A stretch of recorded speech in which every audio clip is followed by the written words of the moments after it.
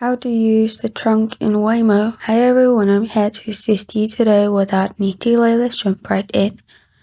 There is a trunk access in Waymo, and there's also a trunk capacity. The trunk can accommodate up to 200 pounds and is spacious enough to fit 3 small pieces of carry-on luggage, 2 large pieces of checked luggage, 1 foldable double stroller, 1 foldable wheelchair, and opening and closing the trunk.